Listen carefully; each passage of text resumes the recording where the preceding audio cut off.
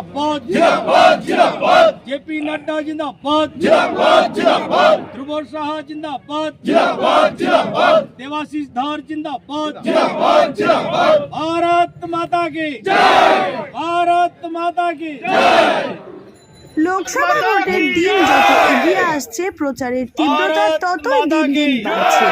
প্রচন্ড তাপদাহ উপেক্ষা না করেই আজ বীরভূম লোকসভা কেন্দ্রের বিজেপির প্রার্থী দেবাশিস ধর সকাল থেকেই প্রচারের ব্যস্ত ছিলেন বীরভূমের নলাটির বিধানসভার বিভিন্ন গ্রামে গঞ্জে। আর এই প্রচারের মাঝে তিনি বিজেপির হাত শক্ত করার জন্য 250 জনকে বিজেপি দলে যোগদান করান। জয়েন করলো বিজেপিতে এবং আজকে রুদ্রনগর গ্রাম পঞ্চায়েতের যে নির্দল প্রার্থী ছিলেন উনি জয়ী হয়েছিলেন।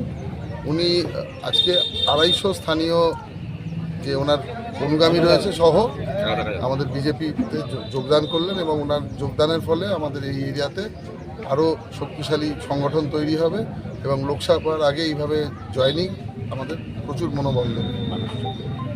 এদিন বীরভূমের নলাটি বিধানসভার রুদ্রনগর পঞ্চায়েতের নির্দলের বিজয়ী পঞ্চায়েত সদস্য মানস চক্রবর্তী সহ 250 জন বিভিন্ন দল ছেড়ে বিজেপিতে যোগদান করেন।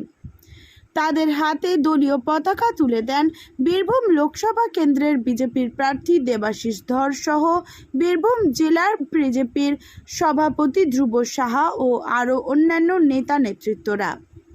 পঞ্চায়েতের সদস্য মানস চক্রবর্তী বলেন যে প্রধানমন্ত্রী উন্নয়নে সামিল হয়ে বীরভূম লোকসভা বিজেপির প্রার্থী দেবাশিস ধরের হয়ে প্রচার করবেন। দুর্নীতির বিরুদ্ধে প্রতিবাদ করে আমি নির্দলে দাঁড়িয়েছিলাম।